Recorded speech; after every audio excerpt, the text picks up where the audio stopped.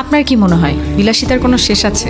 সিঙ্গাপুরের ৪৭ বছর বয়স্ক মিলেনিয়ার একজন একটি বইতে লিখেছিলেন, আমাকে প্রায় বিদেশে যেতে হয় এবং আমি ফ্লাই করি ইকোনমি ক্লাসে সবার সাথে। একজন আমাকে জিজ্ঞেস করলেন, এত ধনী হবার পরেও আপনি কেন ইকোনমি ক্লাসে ভ্রমণ করেন? আমি উত্তর দেই, এই জন্যই তো আমি সিঙ্গাপুরের সেরা ধনী। আরেকটি অতি মূল্যবান কথা তিনি বলেছিলেন, তা হলো বিলাসিতার আসলে কোনো শেষ নেই। কোনো বিলাসিতাই আসলে আপনার তৃপ্তি শেষ করতে পারবে না। যেমন ধরুন, আপনি একটি গুচির ব্যাগ কিনেছেন, কেনা অবধি আপনার আনন্দ। এরপর কিন্তু আপনার আরেকটি দামি ব্যাগ পছন্দ হবে, আপনি তাও কিনবেন, তারপর আরেকটি। এটা আসলে নেভার এন্ডিং প্রসেস।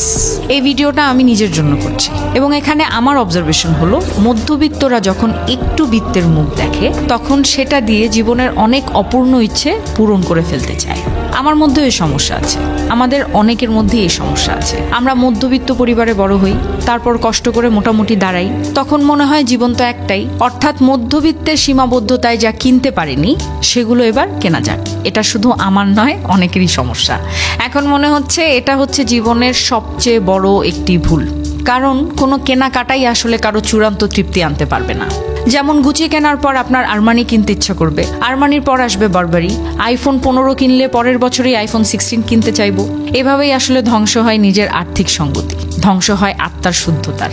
এগুলো কেনাকাটার জোগাড় করার জন্য অশুদ্ধ দৌড় শুরু হয়, যার কোনো ফিনিশিং পয়েন্ট নেই। অথচ একটি বিলাসের খরচ যদি আমি একজন বিপন্ন শিক্ষার্থীর পেছনে খরচ করতাম, সেটা হয়তো 100 বছর অবদান রাখত। আর যদি একজন রোগীর পেছনে খরচ করতাম, তিনি হয়তো তার বাচ্চাগুলোকে গুছিয়ে যাওয়ার জন্য আরো কদিন সময় পেতেন। অথচ আমরা ফালতু খরচ, জামা, জুতো, কলম, ঘড়ি, চশমা এগুলোর পেছনে ছুটেছি, মানুষের পেছনে ছুটিনি।